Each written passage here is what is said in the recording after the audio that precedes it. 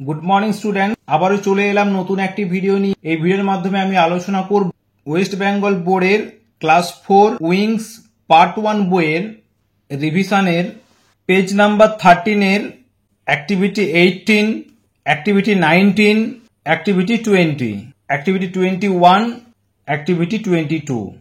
মন দিয়ে ভিডিওটি দেখো, আমি অ্যাক্টিভিটিগুলো সলভ করে দিচ্ছি।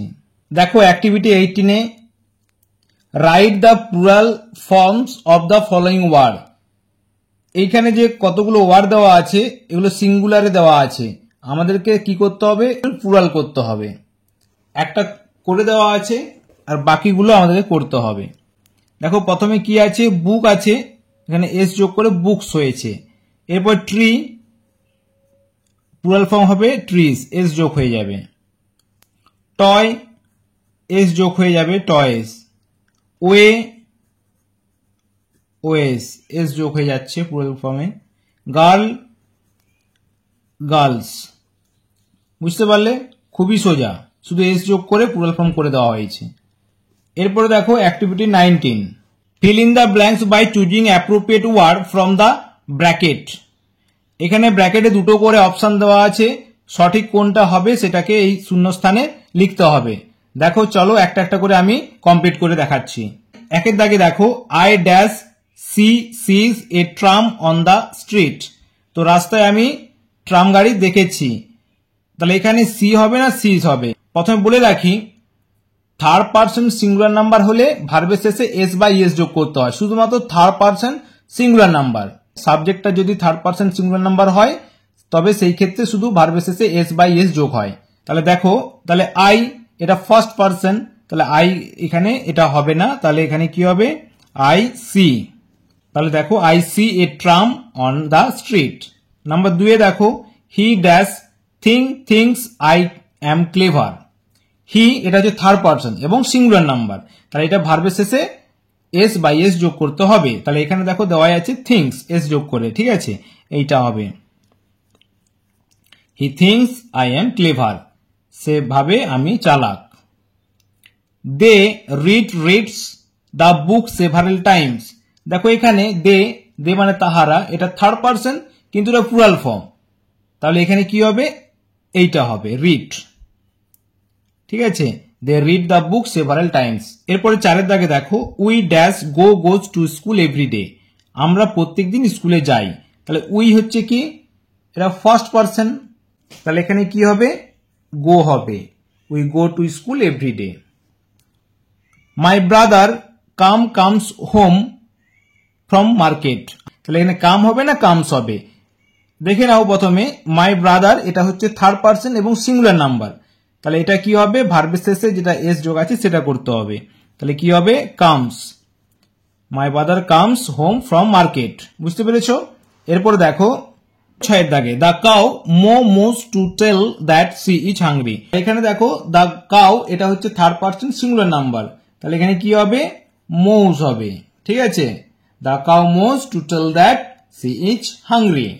Butterflies flies over the flower, তাহলে এখানে বাটারফ্লাইস দেখো, লক্ষ্য করো এখানে প্লুরাল ফর্ম করে দেওয়া আছে, তাই তো? এটা থার্ড পারসন প্লুরাল ফর্ম, তাহলে এখানে কি হবে? ফ্লাই হবে। যদি ধরো এখানে এটা সিঙ্গুলার হতো, শুধু বাটারফ্লাই হতো, ফ্লাইজ না হয়ে ফ্লাই হতো, FLY, ঠিক আছে? বাটারফ্লাই, তখন এটা থার্ড পারসন সিঙ্গুলার নাম্বার হয়ে যেত, তখন কিন্তু আমাদের উত্তরটা এইটা হতো। এরপর দেখো মস্কুইটো, 8 দাগে দেখো, mosquito sucks hour blood. Mosquito মানে মশা, তো আমাদের রক্ত কি করে? শুষে নেয়, তো এখানে সাক হবে না সাকস হবে। প্রথমে তোমরা দেখো মস্কুইটো আছে, এটা থার্ড পারসন এবং সিঙ্গুলার নাম্বার, তাহলে এখানে কি হবে? সাকস হবে, ঠিক আছে? এস যোগ করে। এরপরে দেখো 9 দাগে, men causes pollution of water resources. যেখানে ওয়াটার রিসোর্সেস মানে জলের উৎস, জলের উৎস হচ্ছে দূষিত হয়, তো সেটা কে করছে? মানুষেরাই তো করছে, তাহলে মেন কজ মানুষের দ্বারাই হচ্ছে, তাহলে এখানে মেন কজ হবে CAUSE। কেন? দেখে নাও, মেন যেটা আছে মানে মানুষেরা, এটা প্লুরাল ফর্ম করে দেওয়া আছে, ঠিক আছে? ম্যান থেকে মেন হয়, ম্যান মানে মানুষ আর মেন মানে মানুষেরা, এটা প্লুরাল ফর্ম, সেই জন্য কজ হলো, ঠিক আছে? যদি এখানে ম্যান হতো, এখানে এর বদলে যদি এ হতো তখন কিন্তু এইটা হতো কজেস, কারণ তখন সেটা থার্ড পারসন সিঙ্গুলার নাম্বার হতো। কিন্তু এটা হচ্ছে থার্ড পারসন কিন্তু এটা সিঙ্গুলার নয়, এটা প্লুরাল, কারণ মেন মানে মানুষেরা, ঠিক আছে, তাই এখানে এইটা হয়েছে। এরপর দেখো 10 দাগে she dash says good morning.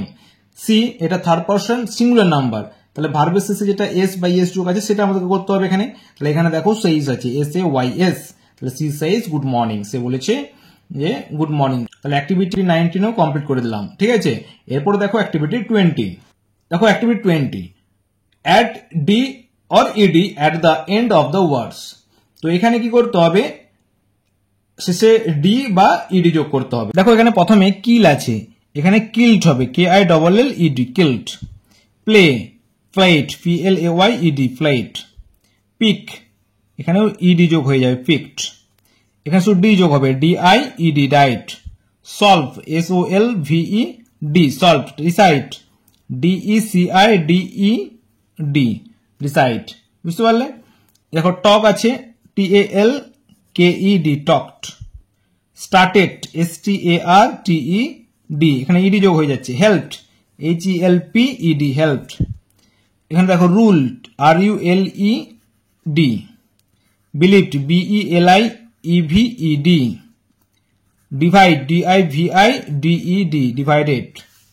এরপরে দেখো অ্যাক্টিভিটি 21 কি আছে, কমপ্লিট দ্য ফলোইং টেবিল। এই টেবিলটাকে কমপ্লিট করতে হবে। দেখো এখানে নাও মানে এখন, দেন মানে তখন, মানে প্রেজেন্ট আর পাস্ট করতে হবে। গো গো মানে যাওয়া, ওয়েন্ট মানে গিয়েছিল, গেভ মানে দিয়েছিল, তাহলে গিভ মানে দেওয়া। টেক টুক, টেক মানে নেওয়া আর টুক মানে নিয়েছিল। এট মানে খেয়েছিল, তাহলে ইট ই এ টি ইট, ইট মানে খাওয়া।